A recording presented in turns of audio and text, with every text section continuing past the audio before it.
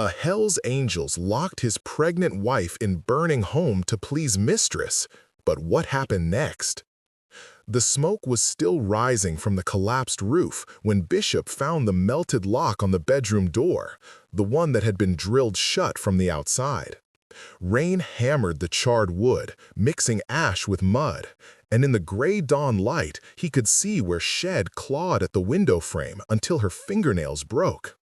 The fire marshal said it started in the kitchen, said it was electrical. But Bishop had ridden 40 years with the club, and he knew the difference between an accident and an execution. He stood there in the rain, water streaming down his cut, staring at that lock, and somewhere deep in his chest, beneath the leather and the loyalty and all the miles he'd carried, something broke clean through. Wait, before the next ride begins. If this story already hit you right in the chest, tell us where you're watching from. To ride with the Brotherhood through the next promise, loss, or redemption, subscribe and join the club. Engines up, back to the road. The call had come at 4 in the morning, Diesel's voice on the other end, tight and strange. Bishop, you need to get to Vancive Place, now. No explanation, just the address and the sound of sirens bleeding through the phone.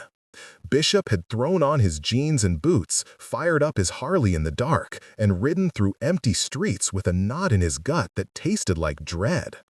He'd known Vance for 15 years, knew his laugh, loud and sharp, the kind that filled a room.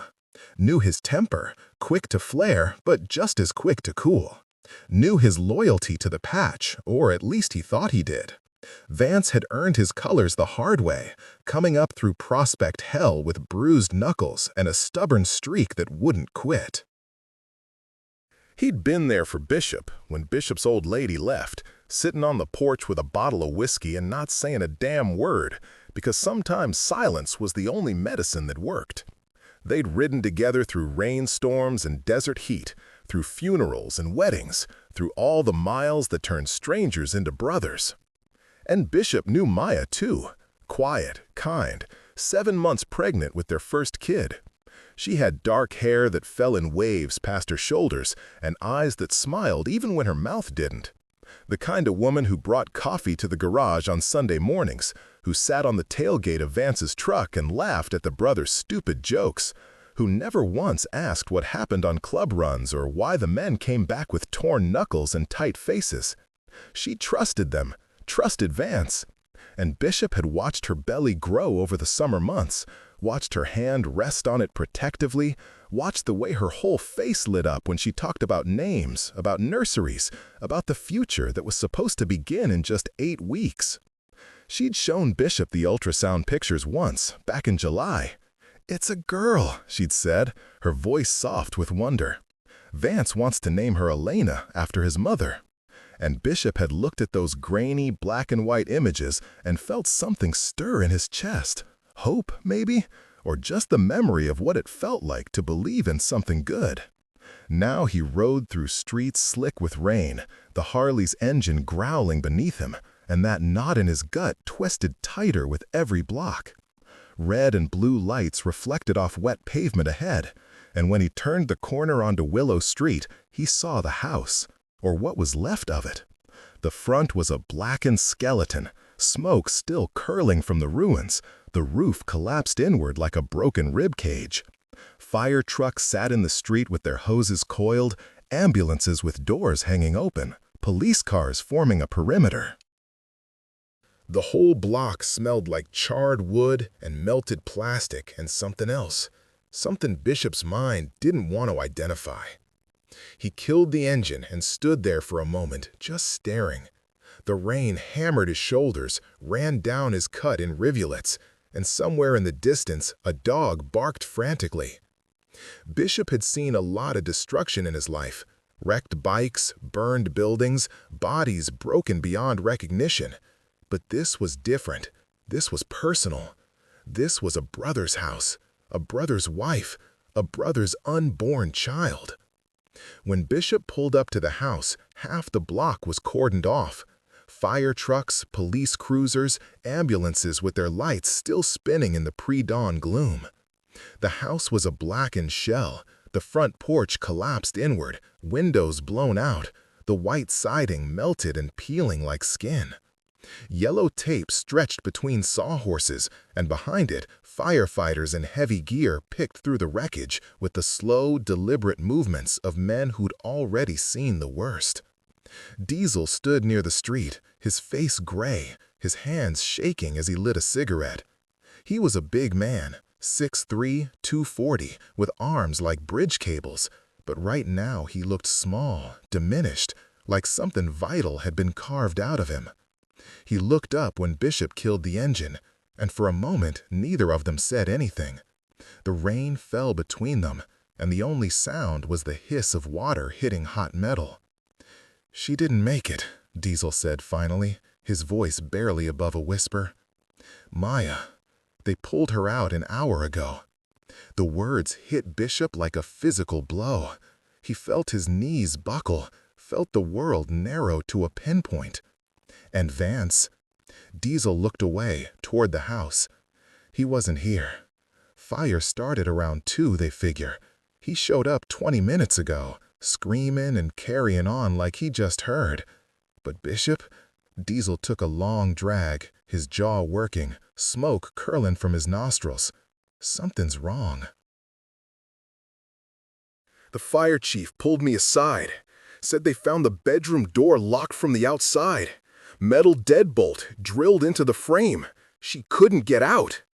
Bishop's mind went blank for a second, then filled with images he couldn't stop.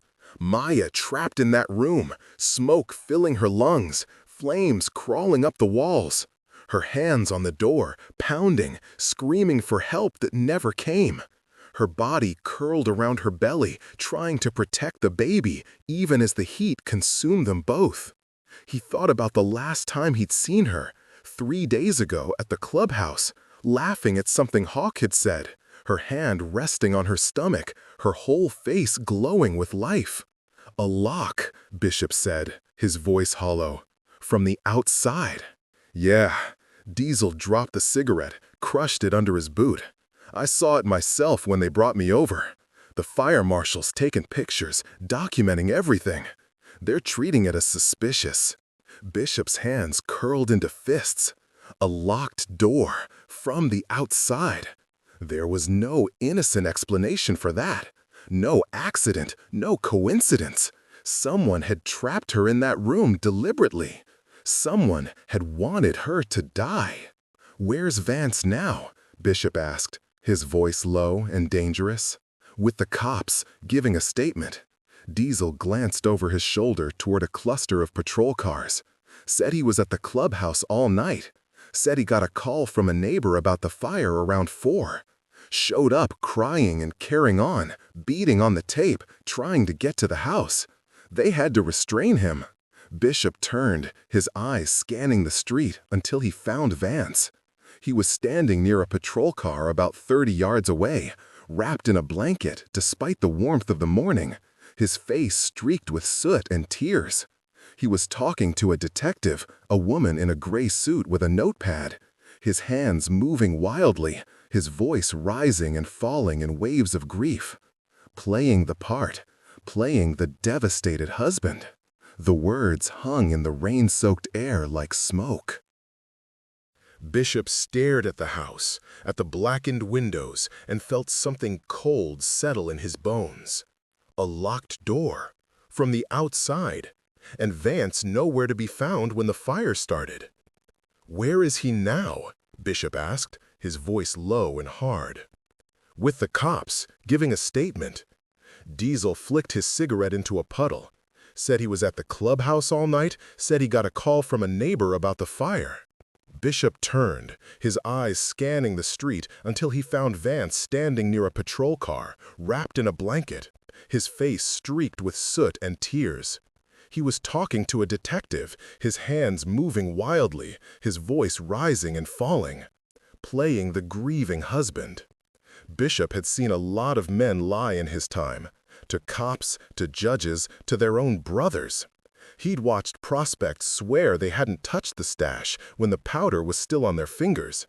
He'd watched grown men look their wives in the eye and deny affairs while the other woman's perfume still clung to their shirts. He knew the tells, the darting eyes, the fidgeting hands, the way a voice climbed half an octave when the truth started slipping away. Vance was good, better than most, but not good enough. Bishop walked over slowly, his boots squelching in the mud. Each step felt heavy, weighted with 15 years of brotherhood and the sickening certainty that it had all been a lie. Vance saw him coming, and his expression shifted, relief flooding his features, or something that looked like relief. "Bishop, Jesus Christ, man!" His voice cracked, raw and desperate. "She's gone. Maya's gone. The baby." He couldn't finish, his shoulders shaking with sobs that might have been real or might have been the best performance of his life. Bishop stopped a few feet away, his hands loose at his sides, his face carefully neutral. He didn't speak, just looked at Vance, really looked at him, the way he'd learned to look at men over 4 decades of reading truth from fiction. And he saw it, the crack in the performance. The eyes that kept darting toward the street, toward escape routes, toward anywhere but the house. The way Vance's hands wouldn't stop moving, plucking at the blanket, touching his face, scratching at his neck. Classic displacement behavior, the body's way of bleeding off nervous energy. And the soot. That was the thing that stuck in Bishop's mind. The soot on Vance's jeans was thick and fresh, concentrated on the knees and shins. But the soot on his jacket was lighter, patchier, like it had been added as an afterthought. "Where were you?" Bishop asked quietly, his voice barely carrying over the rain. Vance blanked, his mouth opening and closing like a fish gasping for air. "I told you, man, the clubhouse. I was there all night. Ask Hammer, ask Reese, they'll tell you." "Hammer and Reese left at midnight," Bishop said, his voice flat and cold. "I talked to them on my way over. They said you were there when they left, but they didn't see you after that." Vance's face went pale, the color draining from his cheeks until he looked like wax. I stayed late, cleaning up, restocking the bar. I must have lost track of time." "Lost track of time," Bishop repeated, tasting the lie like ash on his tongue. He took a step closer, lowering his voice so only Vance could hear over the rain and the murmur of cops and firefighters. "That lock on the bedroom door, the one drilled into the frame from the outside. You want to tell me about that?" For just a second, less than a heartbeat, Vance's mask slipped. Bishop saw fear flash in his eyes, raw and animal, followed by something harder, something calculating. Then the mask snapped back into place. "I don't know what you're talking about," Vance said, his voice tight and defensive. "Maybe it was there for security. Maybe Maya locked it herself by accident." "From the outside." Bishop's voice was soft, almost gentle, but there was iron beneath it. "Maya locked herself in from the outside?" Vance's jaw clenched. "I don't know, man." "I don't know what happened. All I know is my wife is dead, and you're standing here accusing me." "I'm not accusing," Bishop said quietly. "I'm asking, and you're lying." For a long moment they stood there in the rain, 2 brothers under the same patch, separated by a gulf that no words could cross. The detective was watching them now, her pen poised over her notepad, her eyes sharp. Around them, the morning continued. Firefighters hauling equipment, cops taking statements, neighbors standing on porches with their arms crossed and their faces grim. Then Vance's expression shifted, fear giving way to something uglier, something desperate and cornered. He stepped forward, dropping his voice to a hiss. "You don't know shit, old man," he said, his breath hot and sour. "You think you can just roll up here and play detective? You think you're better than me? You've done things, Bishop. We've all done things. Don't act like you're some kind of saint." Bishop felt something cold settle in his chest, something final and absolute. He'd killed that small, fragile hope that maybe, somehow, this was all a terrible mistake. "Yeah," Bishop said softly, his eyes locked on Vance's. "I've done things. But I never locked a pregnant woman in a burning house." Vance's face twisted, rage and fear warring for control. His fist clenched, and for a second Bishop thought he might swing. But then the detective was there, her hand on Vance's arm, her voice calm and professional. "Mr. Holloway, we need to finish your statement." Vance jerked away from Bishop, turned, and followed the detective back to her car. But before he got there, he looked back over his shoulder, and Bishop saw it again. That flash of naked fear, quickly buried. The look of a man who knew the walls were closing in. The clubhouse sat at the edge of town, a low-slung building with a gravel lot and a rusted sign that read, "Hell's Angels MC, Riverbend Chapter." It had been there for 30 years, through boom times and busts, through federal raids and internal wars, through generations of men who'd worn the patch and either died with honor or lived long enough to pass it on. The building itself was nothing special. Cinder block walls painted black, small windows with bars, a reinforced door that had been kicked in twice and rebuilt stronger each time. But inside, it was home, or at least it had been before this morning turned everything to ash. Bishop rode back as the sun came up, the sky bleeding pink and orange over the highway, the rain finally tapering to a drizzle. By the time he pulled into the lot, a handful of bikes were already there. Diesel's Dyna Wide Glide, Hawk's custom chopper with the extended forks, Mason's old Sportster that he'd been riding since 1987. The brothers who'd heard the news and come to make sense of it, or maybe just to be together in the aftermath. Inside, the air smelled like stale beer and cigarette smoke, motor oil and old leather. The walls were covered with photos, brothers past and present, bikes lined up at rallies, group shots from runs that went back decades. There was a picture of Bishop from 20 years ago, younger and leaner, standing next to a pristine panhead with his arm around his wife before she left. There was a picture of Vance from his prospect days, grinning like an idiot with a black eye and split lip, fresh from whatever test they'd put him through. And there was a picture from last summer, the whole club gathered for a barbecue, Maya in the center with her hand on her belly, smiling like she belonged. Diesel sat at the bar now, his head in his hands, his massive shoulders hunched. Hawk leaned against the pool table, his arms crossed, his face carved from stone. He was older than Bishop by 5 years, a Vietnam vet with scars on his back from shrapnel and a calm, measured way of speaking that made men listen when he talked. Mason paced near the window, his jaw tight, his hands opening and closing. He was the youngest of them at 38, but he'd proven himself a dozen times over, and his loyalty ran deeper than blood.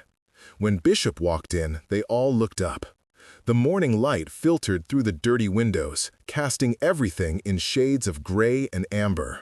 For a moment, no one spoke. They just looked at each other, these men who'd ridden together through hell and back, and tried to process the impossible. "She's dead," Bishop said, his voice cutting through the silence like a knife. Maya and the baby, and Vance locked her in that room. The words landed like a bomb. Diesel stood up so fast his stool clattered to the floor. "You sure?" His voice was raw, desperate for this to be wrong. Fire Chief found the lock. Metal deadbolt drilled in from the outside, industrial grade, the kind you use for security doors. She couldn't have done it herself. Bishop pulled off his gloves, tossed them on the bar, his movements slow and deliberate. Vance was lying about where he was. I looked him in the eye, and I could see it. He was scared, not grieving, scared. "Jesus Christ," Mason muttered, running a hand through his hair. He stopped pacing, turned to face Bishop. Why the hell would he do that? She was his wife. She was carrying his kid. Bishop didn't answer right away. He walked to the bar, poured himself 2 fingers of whiskey, even though it wasn't yet 7 in the morning, and drank it in one swallow. The burn helped, grounded him. When he spoke again, his voice was quieter, heavier. You all know the rumors. Vance has been running around with some woman from 2 towns over, bartender with red hair. Maya found out a few months back, confronted him about it. He swore it was over, swore he'd never see her again. But he did, Hawk said. It wasn't a question. Yeah, I've seen the way his phone lights up at odd hours. Seen the way he disappears for days with bullshit excuses. Says he's visiting his cousin in Bakersfield. Says he's got a side job doing mechanic work. But his cousin died 3 years ago. And every garage in a 50-mile radius will tell you Vance hasn't lifted a wrench for anyone but himself in months. Bishop poured another whiskey, but this time he didn't drink it. Just stared at the amber liquid like it held answers. A man doesn't lock his pregnant wife in a burning house unless he wants her gone. And he only wants her gone if someone else is waiting. The silence that followed was heavy enough to crush bone. Diesel sat back down, his face in his hands, his big shoulders shaking. Mason leaned against the wall, his eyes closed, his jaw working. Hawk stayed where he was, but his hands had curled into fists. "We need proof," Hawk said finally, his voice low and measured. "We can't just roll up on Vance without something solid. The cops are already sniffing around. If we make a move and we're wrong, if there's even a chance we're wrong, it'll blow back on the whole club. The feds will use it as an excuse to come down on us, freeze our assets, seize the clubhouse. And Vance walks." "We're not wrong," Bishop said, his voice hard as iron. "I know what I saw in his eyes." "I believe you," Hawk said, "but belief isn't proof. We need evidence. We need someone who can put Vance somewhere else when that fire started. We need the Mistress." Mason straightened, his eyes opening. "You think she'll talk?" "She'll talk if we ask the right way," Bishop said. He looked at each of them in turn, Diesel, Hawk, Mason, brothers who'd stood beside him for years, who trusted him with their lives and their secrets. If Vance was with her that night, she'll know. And if she knows, we can make her understand what's at stake. "And then?" Diesel asked, his voice muffled by his hands. Bishop met his gaze. "Then we bring Vance in. We strip that patch off his back, and we let the law handle the rest." "The law," Mason said, and there was bitterness in his voice. "Since when do we trust the law?" "Since one of our own murdered his pregnant wife," Bishop said quietly. "This isn't about territory or club business or some beef with a rival crew. This is about a woman and a baby who died screaming. And if we don't do this right, if we handle it the old way, we become just as guilty as he is." Hawk nodded slowly. "Bishop's right. We do this by the book. Find the woman, get her statement, turn it over to the cops, let them build the case." "And if she won't talk?" Mason asked. Bishop's expression went cold. "Then we convince her." Her name was Sienna Cross, and she worked at a dive bar called the Rusted Anchor 20 miles outside Riverbend, just off Highway 49, where the road curved through scrub pine and abandoned farmland. Bishop rode out that afternoon with Diesel and Hawk, the 3 of them pulling into the gravel lot as the sun dipped low on the horizon, painting the sky in shades of rust and blood. The bar was a weathered building with peeling paint the color of old bone, a sagging roof, and neon signs in the windows that flickered like dying stars. Budweiser, Miller Lite, open. A handful of motorcycles sat out front, none of them club bikes, just weekend riders and wannabes. Inside, it was dark and nearly empty, the kind of place where men came to forget. The air smelled like spilled beer and fried food, cigarettes and desperation. A couple of old-timers nursed drafts at the far end of the bar, their faces weathered and blank. A waitress in her 50s wiped down tables in the back, her movements mechanical, her eyes distant. Country music played from a jukebox in the corner, something about lost love and highways that went nowhere. Sienna was behind the bar, pouring a draft. She was younger than Bishop had expected, maybe 32 or 33, with red hair pulled back in a ponytail and eyes that were green and wary. She wore a black tank top and jeans, and when she moved, there was a nervous energy to her, like a deer that sensed the hunter but couldn't see him yet. She looked up when they walked in, and Bishop saw the recognition flicker in her eyes. She knew who they were, knew the patches on their backs, knew what it meant when three Hell's Angels walked into a bar together.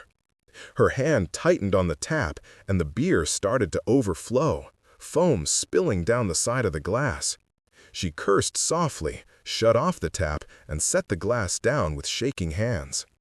Bishop walked up slowly, his hands visible at his sides, his expression neutral but not friendly. Diesel and Hawk flanked him, silent and solid as mountains. The old-timers at the far end glanced over, then quickly looked away, suddenly very interested in their drinks. "Sienna Cross?" Bishop asked, his voice low and even. She nodded, her jaw set, her shoulders tense. "What do you want?" "To talk," Bishop said, "about Vance." Her face went pale, the color draining from her cheeks like water from a cracked glass. "I don't know what you're talking about." "Yeah, you do." Bishop leaned against the bar, not threatening, just present, like gravity. "Maya's dead. Her and the baby. House burned down 2 nights ago.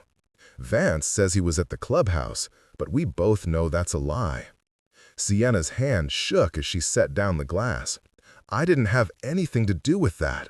Her voice was thin, stretched tight over fear. "I didn't say you did." Bishop watched her carefully, reading the micro-expressions. The way her eyes darted to the door, the way her throat worked as she swallowed, the way her fingers drummed against the bar in an unconscious rhythm. "But if Vance was with you that night, I need to know. Because right now, it looks like he locked his wife in a burning house and let her die. And if that's what happened, the club needs to know the truth." Sienna's eyes filled with tears.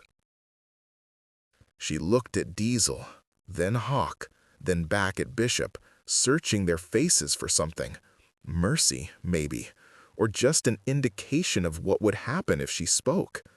"He told me it was over with her," she whispered, her voice breaking. "He said he was leaving, that she didn't understand him, that she was suffocating him. He said," her voice cracked, and she pressed a hand to her mouth, "he said once the baby came, he'd be trapped forever." The words hit Bishop like a fist to the gut. Trapped, as if Maya and their unborn child were chains, shackles, things to escape rather than gifts to cherish, as if love was a cage instead of a choice. He thought about Maya's smile, the way she touched her belly with such tenderness, the way she talked about their future with hope in her voice. And he thought about Vance, sitting in this woman's apartment or her bed or wherever the hell they'd been, whispering poison about the woman who'd loved him, the woman who'd carried his child. "Was he with you that night?" Bishop asked quietly, his voice tight with controlled rage. Sienna nodded, tears streaming down her face now, cutting clean tracks through her makeup. "He came to my place around midnight, said he needed to clear his head, said he couldn't breathe, said everything was closing in on him. She swallowed hard, shame and guilt written across her features. "We were together until 4, drinking, talking, other stuff. Then his phone rang and he freaked out, went white as a sheet, said there was a fire, jumped up, threw on his clothes, told me not to say anything to anyone. Said it would ruin everything. Said we could finally be together if I just kept quiet. She wiped at her eyes with the back of her hand. I didn't know. I swear to God, I didn't know what he'd done. I thought it was just bad luck, bad timing. But when I saw the news, saw her picture, she covered her mouth, sobbing now. Oh God, what did he do? What did I help him do? Bishop straightened, his chest tight, his hands clenched at his sides. Behind him, Diesel shifted, his breathing harsh and ragged. Hawk stood perfectly still, his face a mask, but Bishop could see the fury burning in his eyes. They'd all known, on some level, what they'd find when they came here. But hearing it confirmed, hearing the timeline laid out, hearing about Vance's lies and manipulations, made it real in a way that suspicion never could. We need you to tell this to the cops, Bishop said, his voice rough with emotion he couldn't quite suppress. Sienna shook her head frantically, her eyes wide with terror. I can't. He'll kill me. You don't know what he's like when he's angry. He's got this look, this way of making you feel like you're nothing, like you're something he can just erase. Her voice climbed, hysteria creeping in at the edges. He told me once about some guy who crossed him back when he was prospecting. Said they found the guy's bike in a ravine with the guy still on it. Said it was an accident, but the way he smiled when he said it. He won't touch you, Bishop said, cutting through her panic with certainty. He leaned forward, his eyes locked on hers. I give you my word. You tell the truth, and we'll make sure you're protected. We'll talk to the cops, make sure they know you're cooperating, make sure they put you somewhere safe until this is done. Why should I trust you? Sienna whispered, her voice raw. You're his brothers, his club. Why should I believe you'd protect me over him? Bishop was quiet for a moment, choosing his words carefully. When he spoke, his voice was softer, almost gentle.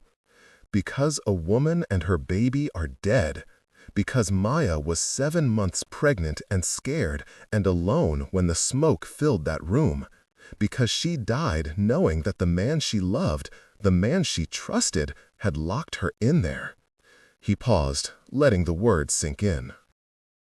And because, if you stay silent, you're just as guilty as he is. Not legally, maybe, but in every way that matters. Sienna stared at him, tears still streaming down her face, her whole body shaking. For a long moment, she didn't speak. Then, slowly, she nodded. Okay, she said, her voice barely audible. Okay, I'll talk to them. But you have to promise, you have to swear on whatever you hold sacred that he won't get to me. On my patch, Bishop said, on 40 years of riding, on the memory of every brother I've buried, he won't touch you. Sienna closed her eyes, took a shuddering breath, and nodded again. When? Now, Bishop said. We'll take you to the station. You tell them everything, and we'll stand with you. She looked around the bar, at the peeling paint, the flickering neon, the old men who studiously ignored them. Then she reached down, grabbed her purse from under the bar, and came around to stand beside Bishop. She looked small next to him, fragile, like she might break if the wind blew too hard. But there was something in her eyes now, a spark of resolve, or maybe just exhaustion with her own fear. All right, she said, let's go. They rode back to Riverbend in the dark, 3 bikes cutting through the night like iron ghosts. Sienna rode behind Diesel, her arms wrapped tight around his waist, her face pressed against his back. She didn't say a word the whole ride, just held on and tried not to think of what came next. Bishop led the way, his Harley's headlight carving a tunnel through the darkness, and he didn't speak either. His mind churned with everything Sienna had said, turning the facts over and over like stones worn smooth by a river. Vance had been with her when the fire started, which meant he'd planned it, set the fire, locked the door, and left Maya to die while he built an alibi with his mistress. It wasn't a crime of passion, wasn't some moment of blind rage. It was cold, calculated, premeditated murder. The kind of evil that didn't wear a mask or announce itself with violence. The kind that smiled and shook your hand and called you brother while plotting your death. Bishop thought about all the times he'd ridden beside Vance, all the runs and parties and long nights at the clubhouse. He thought about the man he'd believed Vance to be, loyal, solid, a brother in every way that mattered. And he thought about the man Vance actually was, a liar, a killer, a coward who'd murdered his pregnant wife rather than face the consequences of his choices. When they got back to Riverbend, Bishop didn't take Sienna straight to the police station. First, he needed the club to hear her story, needed them to understand bone deep what Vance had done. Because if even one brother doubted, if even one man thought this was club overreach or Bishop's vendetta, then everything would fall apart. When they got back to the clubhouse, the lot was full. More bikes than Bishop had seen there in years. Word had spread faster than wildfire, carried on phone calls and text messages from brother to brother, chapter to chapter. By the time Bishop pulled in, there must have been 30 bikes lined up, maybe more. Brothers from Riverbend, from Clear Creek, from Pine Ridge and Bakersfield. Men who'd known Maya, who'd watched her belly grow, who'd been planning to celebrate Alina's birth when the time came. Inside, the room was packed shoulder to shoulder, wall to wall. The air was thick with cigarette smoke and rage and grief. Men stood in groups, talking in low, angry voices. Others sat at tables, their faces hard as stone. And at the center of it all, sitting in a chair near the bar like a defendant at his own trial, was Vance. He looked up when Bishop walked in, Diesel and Hawk flanking him with Sienna between them. For just a second, Vance's face showed naked fear. Then he stood up, his expression shifting to defiance, to anger, to the desperate bravado of a cornered animal. "Well?" someone called from the back. "Hammer, the sergeant-at-arms, a bear of a man with fists like sledgehammers. What'd you find?" Bishop didn't look away from Vance. The room went quiet, every eye on him, waiting. He could feel the weight of it, 40 years of riding, of loyalty, of brotherhood distilled into this single moment. "He was with his mistress the night of the fire," Bishop said, his voice carrying to every corner of the room. "From midnight until 4 in the morning. She'll testify to it." A murmur rippled through the room like thunder before a storm. Vance shot to his feet, his face flushing red. "That's bullshit!" he shouted. "She's lying! She's trying to cover her own ass! She's scared and making shit up!" "She has nothing to cover," Bishop said, his voice cutting through the noise like a blade. "You were with her from midnight to 4. The fire started at 2, which means you set it before you left, locked Maya inside, and went to build your alibi while your wife burned." The room erupted, men shouting, cursing, some surging forward with murder in their eyes. Vance backed up, stumbling into the chair, his hands raised defensively. "You don't know what you're talking about! I loved Maya! I would never!" "You locked the door," Bishop said, and his voice was so cold, so utterly devoid of mercy, that the room went silent again. From the outside, metal deadbolt drilled into the frame. She clawed at the window until her fingers broke. They found her body curled around her belly, trying to protect the baby even as the smoke filled her lungs and the heat cooked her alive. He took a step toward Vance. "And while she died screaming, while our brother's unborn daughter died inside her, you were 30 miles away fucking your mistress and planning your performance for when the cops called." Vance's face went white as bone. His mouth opened and closed, but no sound came out. Bishop could see the calculation in his eyes, the desperate search for any lie that might save him. And then, like a switch being flipped, Vance's expression changed.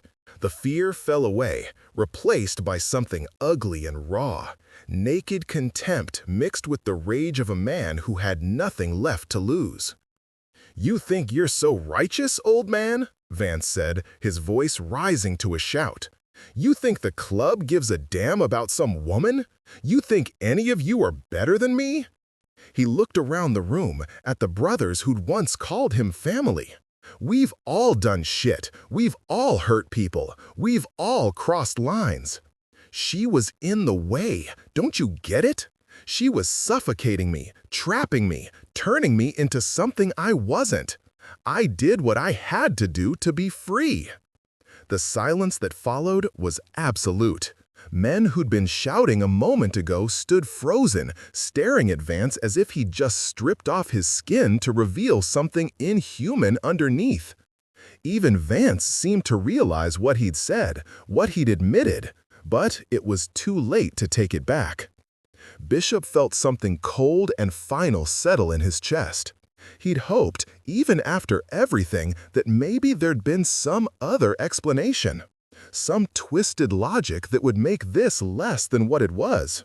But Vance had just confessed, had just told a room full of witnesses that he'd murdered his wife and child because she was in the way. "Get him out of here," Bishop said quietly, but his voice carried anyway. Two brothers moved forward, Reese and Cole, both big men, both veterans. They grabbed Vance by the arms, one on each side, and Vance exploded. He fought, kicking and screaming, thrashing like a wild animal. "You can't do this," he screamed. "I'm one of you. I wear the patch. You have no right." Bishop walked over slowly, his boots echoing on the concrete floor. Every eye in the room was on him, on Vance, on this moment that would define what the club stood for. The crowd parted as Bishop moved forward, and when he stopped in front of Vance, the whole world seemed to hold its breath. Vance was still struggling against Reese and Cole's grip, but when Bishop reached out, Vance went still. Bishop's hand closed on the patch, the death head, the rocker that read Hell's Angels, the years of loyalty and brotherhood that Vance had worn on his back. For just a second, Bishop hesitated. 15 years. 15 years of riding together, of trusting this man with his life. And it had all been a lie. Bishop ripped the patch off the cut. The stitches tore with a sound like ripping canvas, the threads giving way, and the patch came free in his hand. The leather underneath was lighter where the patch had been, pristine and untouched, while the rest of the cut was faded from sun and road grime. It looked like a scar, like the ghost of something that had been removed. "Not anymore," Bishop said, his voice quiet but absolute. Vance stared at the bare spot on his cut, at the patch in Bishop's hand, and something broke in his face. Not remorse, just the final shattering of whatever mask he'd been wearing. "You'll regret this," he said, his voice shaking. "All of you. You think you're so righteous, but you're just cowards. You're afraid of what it means to really be free." "We're free," Hawk said from across the room, his voice carrying authority even in its quietness. "You're the one who's trapped. You just don't know it yet." Reese and Cole dragged Vance toward the door. He fought every step, screaming obscenities, making threats, his voice echoing off the walls. When they finally got him outside, the door slammed shut, and the silence that followed was profound. Bishop stood there holding the patch, feeling its weight in his hand. It was just fabric and thread, but it represented something larger, a code, a promise, a way of life. And Vance had shit on all of it. "What do we do with it?" Mason asked quietly. Bishop looked at the patch, then walked to the fireplace at the far end of the room. There were logs already laid, kindling underneath. He knelt down, struck a match, and set the kindling alight. The flames caught quickly, spreading from twig to twig, and when the fire was burning strong, Bishop dropped the patch into it. The fabric smoldered, then caught, the edges curling and blackening. The death head seemed to writhe in the flames, the skull twisting as the threads burned away. And then it was gone, reduced to ash and smoke.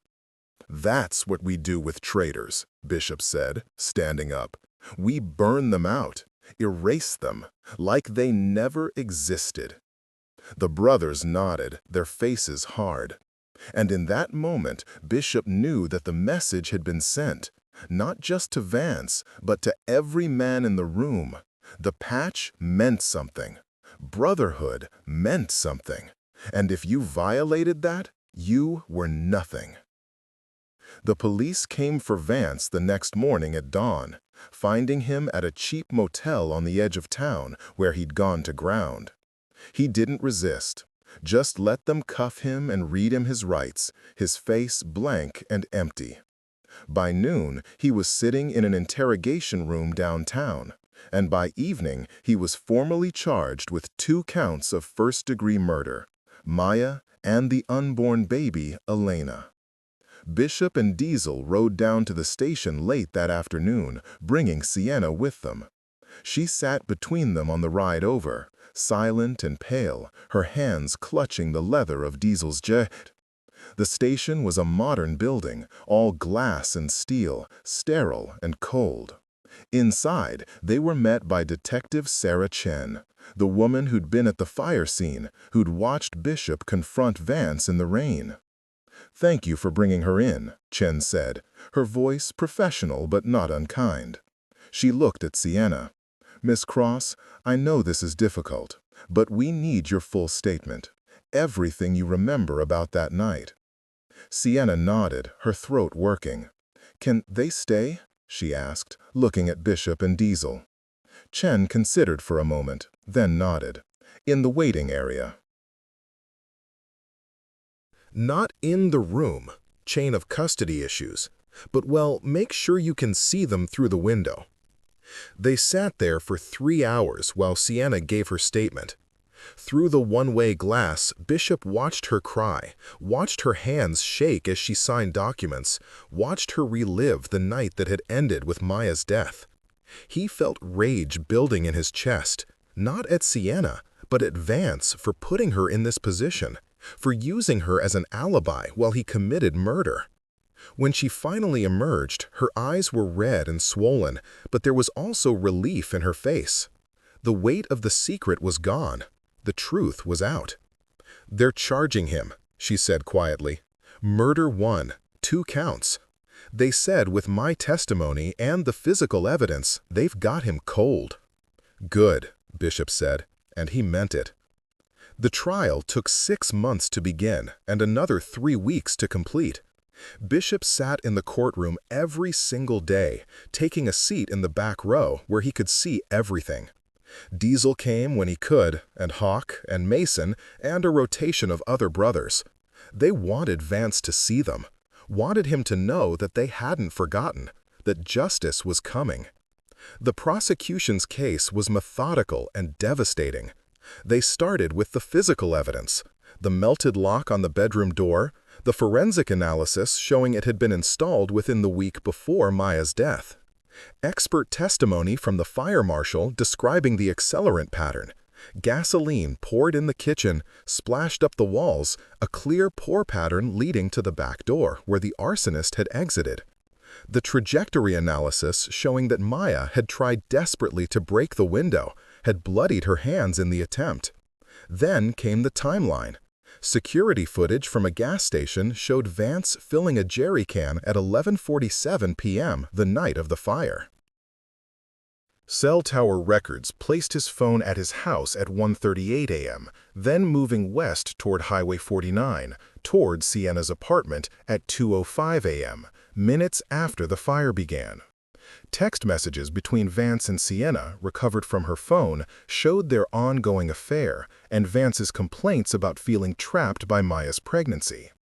And then Sienna took the stand. She was terrified, her voice shaking, but she told the truth. Described how Vance had arrived at her apartment around midnight, smelling like gasoline, though she hadn't understood why at the time. how they'd been together when his phone rang at 4 in the morning, how he'd pretended to be shocked, devastated, but how she'd seen something else in his eyes, relief maybe, or the cold satisfaction of a plan executed. "Did Mr. Holloway ever express his feelings about his wife's pregnancy?" the prosecutor asked. "Yes," Sienna said, her voice barely above a whisper. "He said he felt trapped, said the baby was going to ruin his life, said he wished there was a way to just erase it all and start over." "Did he ever mention wanting to harm his wife?" "Not directly, but he said," Sienna's voice broke, "he said sometimes he wished she would just disappear, that she'd be better off somewhere else, that they'd both be better off if she was just gone." The defense tried to discredit her, painted her as a scorned mistress, making up stories for revenge. But the physical evidence backed up every word she said. The prosecution brought in Maya's medical records, showing recent bruising consistent with physical altercation. Neighbors testified they'd heard arguments, Maya crying, Vance's raised voice. A co-worker of Maya's testified that Maya had confided she was afraid of Vance, that he'd been acting strange and distant since finding out about the affair.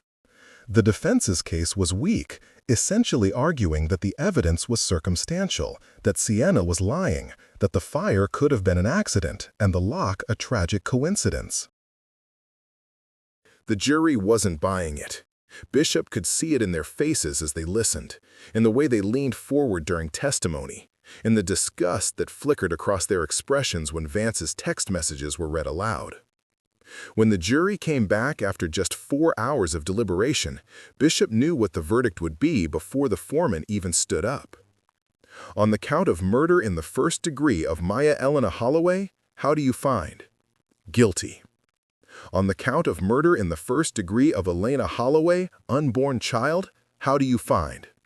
Guilty. The courtroom erupted. Maya's family, her mother, her sister, her father, broke down crying. Bishop sat still, his hands gripping the bench in front of him. He didn't feel relief, didn't feel victory, just a hollow ache where something vital used to be. Vance was sentenced 2 weeks later. Life without possibility of parole, 2 consecutive sentences.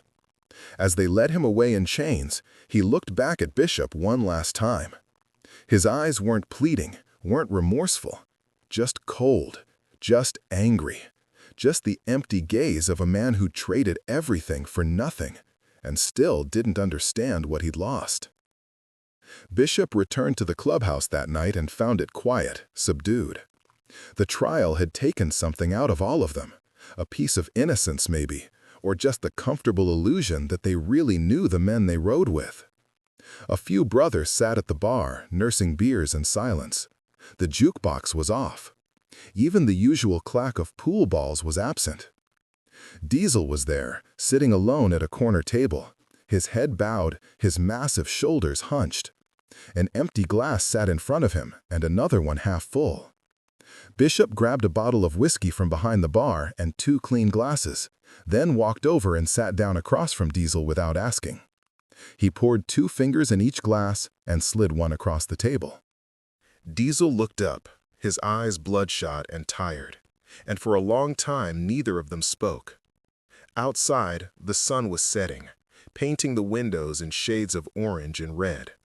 Inside, the silence stretched. "I keep thinking about her," Diesel said finally, his voice rough from disuse and emotion. "Maya. The way she used to laugh at our stupid jokes. The way she'd light up when she talked about the baby. Like Elena was already real, already here, already loved.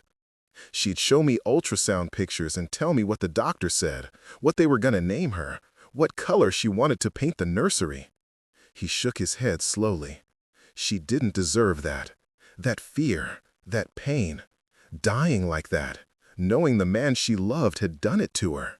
"No," Bishop said quietly, his voice thick. "She didn't."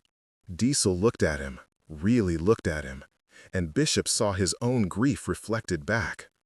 "How do we come back from this? How do we trust each other after something like this?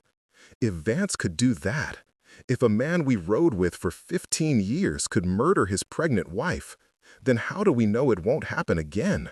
Bishop didn't have a quick answer.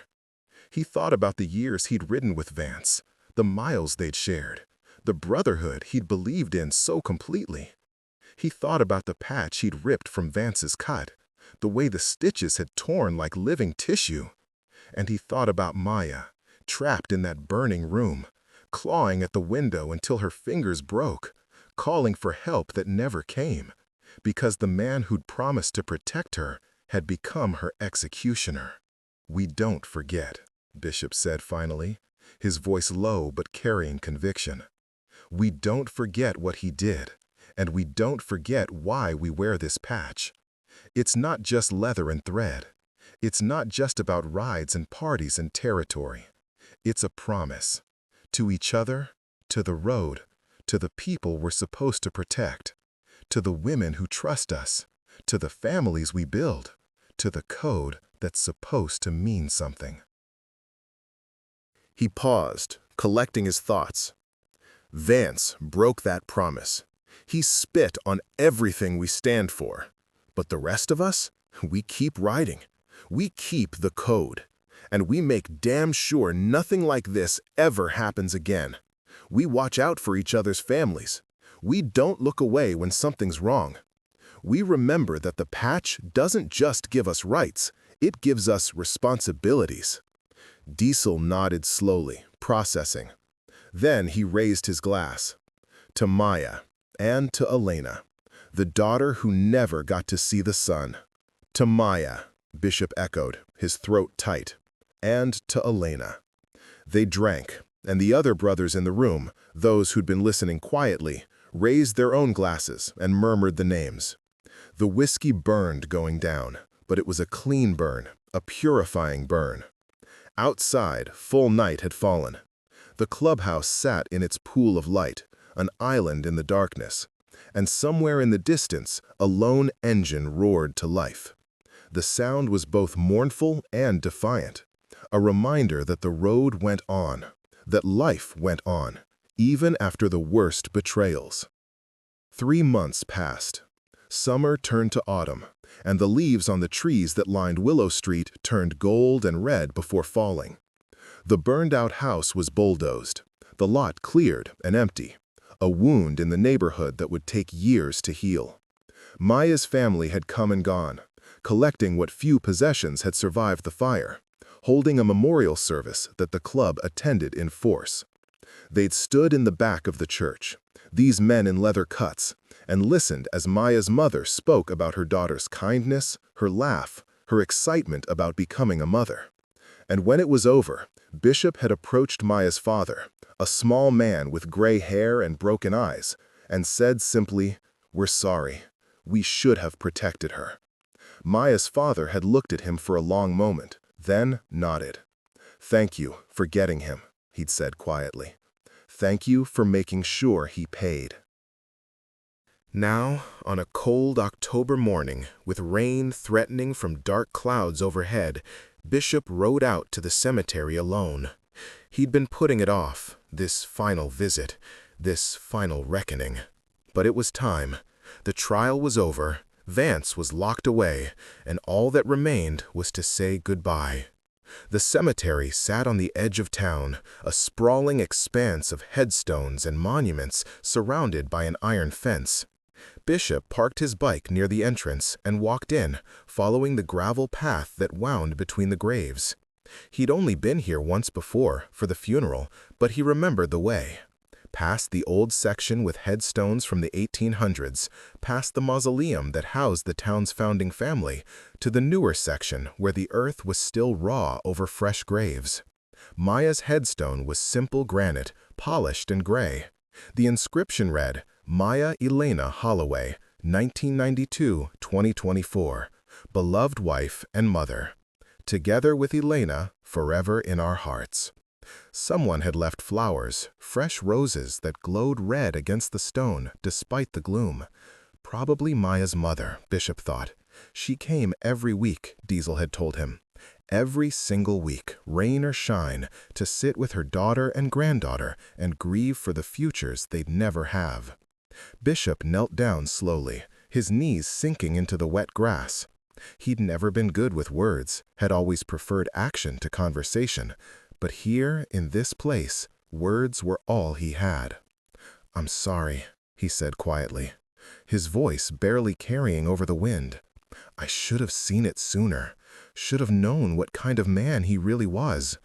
All the signs were there, the way he talked about you when you weren't around, the phone calls he'd take outside, the nights he disappeared with weak excuses.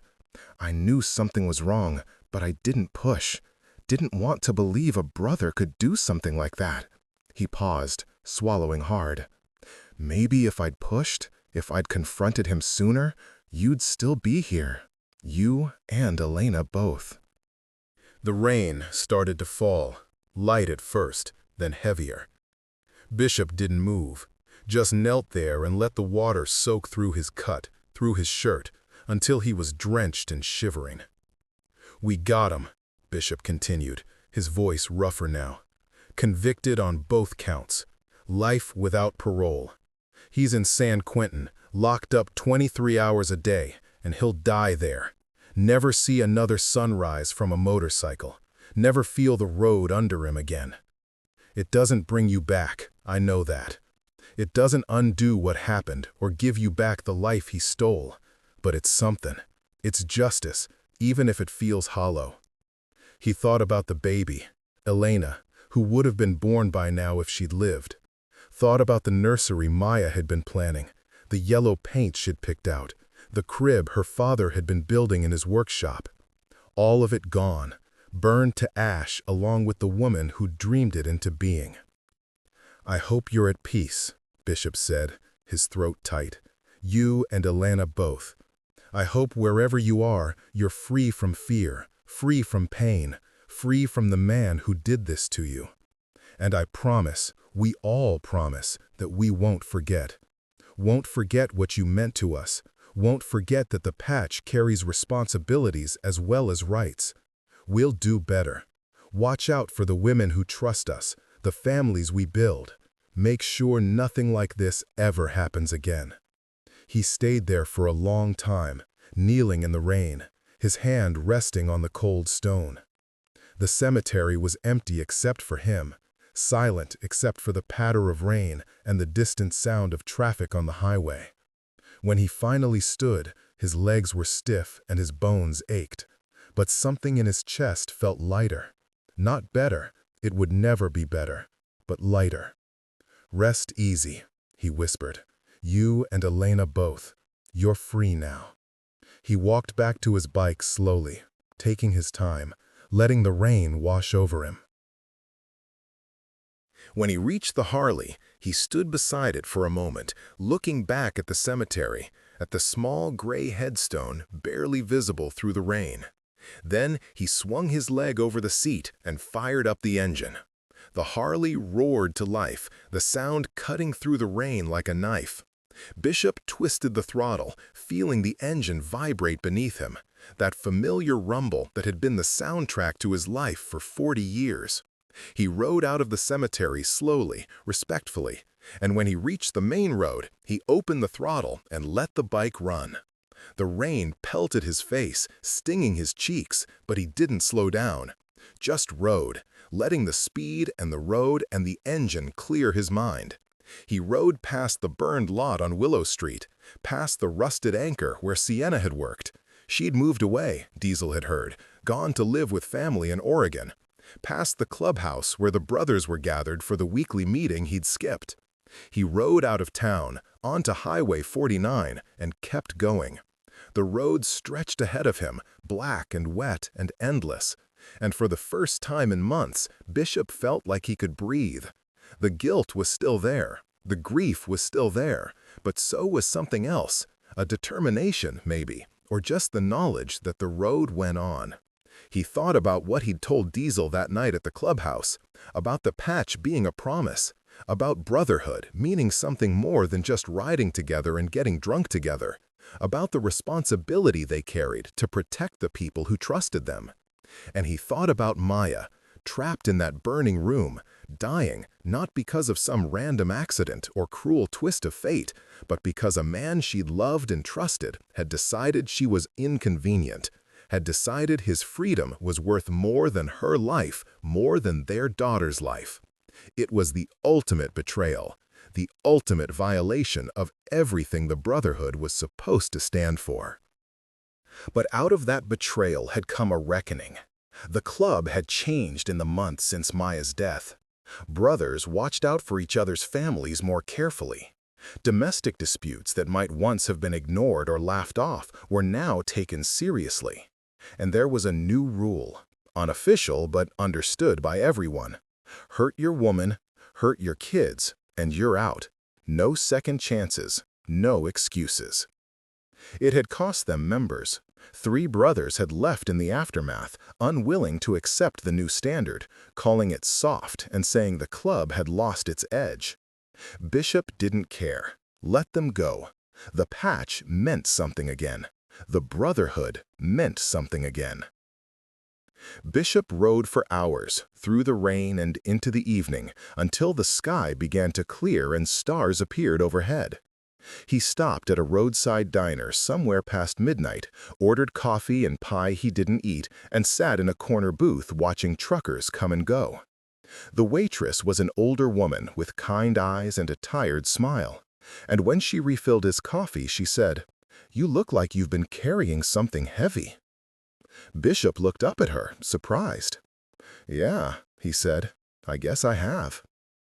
"Well," she said, "maybe it's time to set it down for a while." He thought about that as he finished his coffee and paid his bill. Thought about it as he walked back out to his bike and fired up the engine. Thought about it as he rode the final miles back to Riverbend, to the clubhouse where lights still burned in the windows and brothers still gathered. When he pulled into the lot, it was past 2 in the morning. Most of the bikes were gone, but a few remained. Diesel's Dyna, Hawk's Chopper, Mason's Sportster. Bishop parked, killed the engine, and sat for a moment in the silence. Then he dismounted, walked to the door, and went inside. The clubhouse was quiet now, just a few brothers sitting at the bar, talking in low voices. They looked up when Bishop entered, and Diesel stood up from his stool. "All right?" Diesel asked. Bishop nodded slowly. "Yeah, I think I am." Hawk walked over, studying Bishop's face. "You went to see her." "Yeah, good," Hawk said simply. "She deserved that."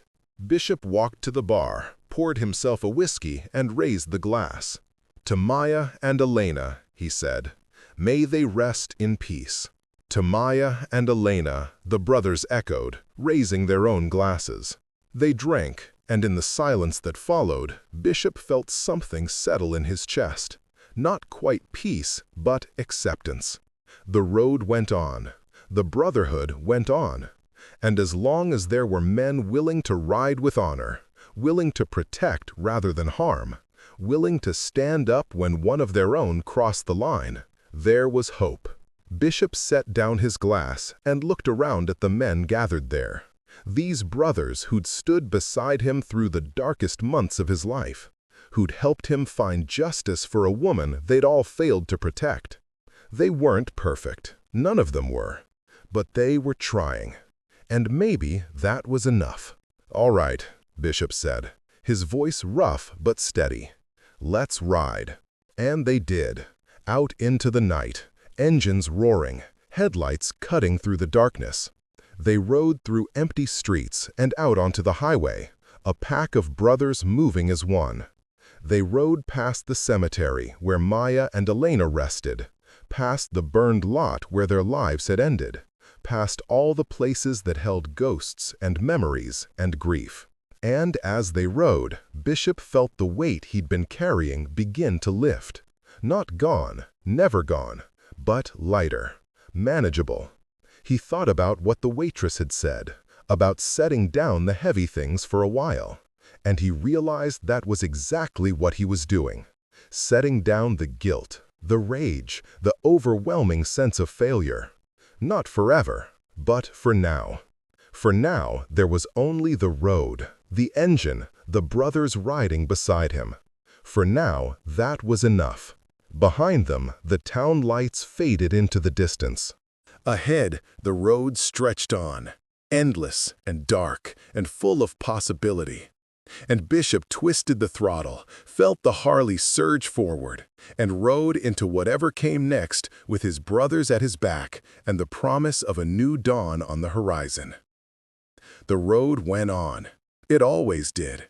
And as long as there were men willing to ride it with honor, with loyalty, with the kind of love that protected rather than destroyed, there was hope. Bishop rode into the darkness, and for the first time in months, he smiled.